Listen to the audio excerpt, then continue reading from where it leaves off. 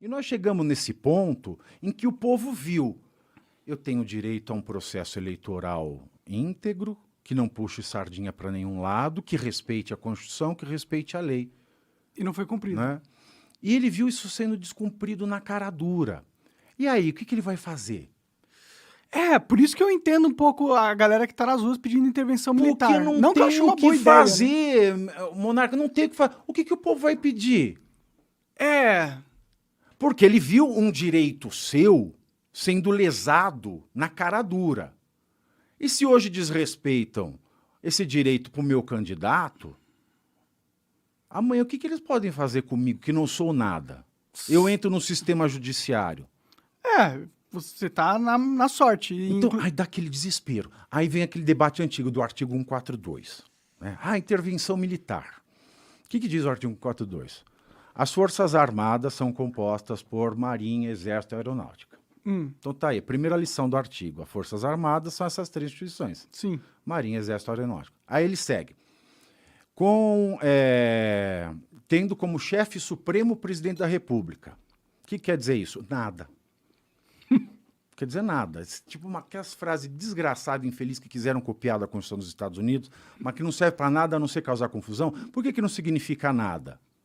Porque um presidente ele não pode falar assim, Forças Armadas, agora vamos lá no comitê de tal candidato, vamos lá... Matar todo mundo. Não pode. Ele não é supremo As Forças Armadas são organizações marciais onde seus soldados são treinados para a morte, porque a sua função principal é defender o país em caso de guerra. É a primeira função. Pode crer. Então, se eu sou o comandante supremo, como diz a Constituição, eu posso mandar fazer tudo. Mas não pode, porque o artigo ele já vai na sequência desmentir essa supremacia do presidente. Entendi. Então eu falo, Forças Armadas, Exército, Marinha Aeronáutica, chefia suprema do presidente, bosta. Cuja função é a defesa do país contra ameaças externas ou internas, de grupo terrorista, etc. Defender o país mesmo, matar ou morrer para defender o país. A integridade institucional. E essa é a primeira. A segunda, garantir a existência dos três poderes. Não é nem lei e ordem. É garantir os três poderes, o executivo, o legislativo e o judiciário. Poderes estes que legislativo, executivo e judiciário podem requisitá-las para fazer valer a lei e a ordem. Ou seja, a mesma supremacia que o executivo tem sobre o exército, tem o judiciário e tem o legislativo. Então esse chefe supremo não quer dizer nada, mas é uma palavra vazia. Aquelas infelicidades, tá cheio disso a Constituição. Bom, o Executivo, o Legislativo e o Judiciário podem chamar o Exército, a Marinha e a Aeronáutica para fazer cessar o desrespeito à lei e à ordem. Sim. Aí a gente imagina que é uma situação que, por exemplo, lembra da pacificação do Cabral e do Lula, a pacificação de mentira que fizeram lá nos morros? Não lembro, o que aconteceu? Não, quando o Lula estava na presidência, o Cabral, né, era governador do Rio, eles fizeram aquela pacificação lá no Rio de Janeiro, etc. Aí mandaram o exército lá. Foi o exército. Porque naquelas áreas, né, alguma coisa acontecia, que a polícia não dava conta, e o exército foi chamado para restabelecer a lei e a ordem naquele local. Veja, é a aplicação constitucional.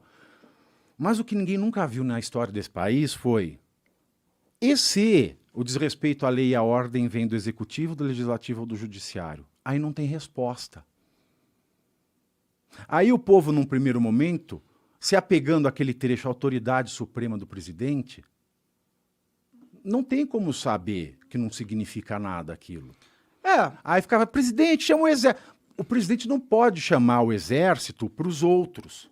E o problema é que quem tinha que interpretar isso é o cara que está passando por cima da Constituição e não tem mais credibilidade. Esse é o ponto, porque se eu falo que a lei está sendo desrespeitada, quem é que diz que a lei está sendo aplicada ou não? É o judiciário. Sim. E a função das Forças Armadas é manter os três. Ele não pode, mesmo que um deles seja a fonte, dizimar o poder, porque a obrigação dele é manter. Ele tem que acabar, não sei como, ele vai acabar com a lei, o desrespeito à lei e a desordem de um poder, preservando esse poder. Aí é mais uma ginástica que você tem que fazer mental. O Roberto Campos, ele tem uma obra que ele destroça a Constituição de 88.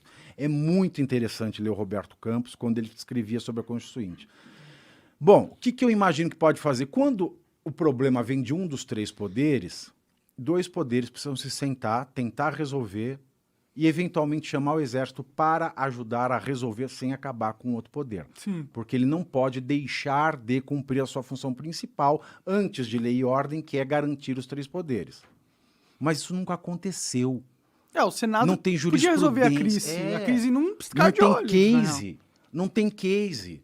Então o que o povo está fazendo? O povo está se viu tratorado, abusado, diminuído e pior ainda, lesado por quem deveria diz protegê-los. O que é o direito por quem deve proteger a Constituição.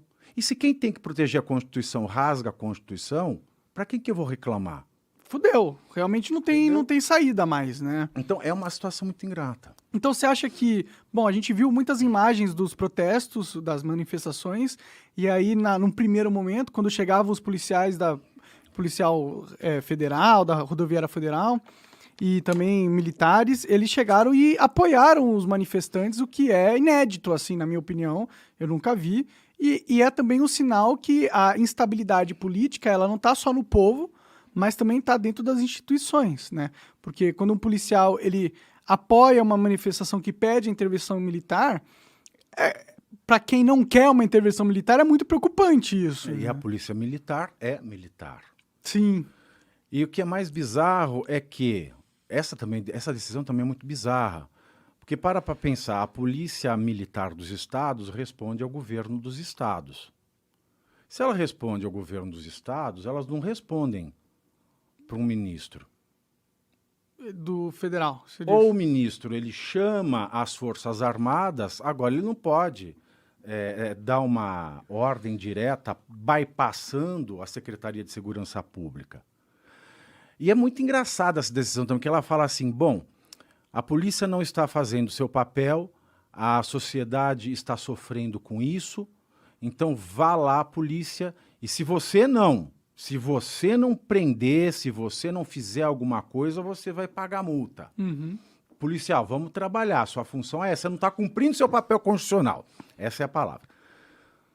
Imagina como seria bom o Brasil se ele também falasse, olha, polícia, se vocês não investigarem, não prenderem assassino, estuprador, estelionatário, perseguidor, político corrupto, ladrão, corrupto, vocês vão estar prevaricando, vocês têm que investigar direitinho e prender.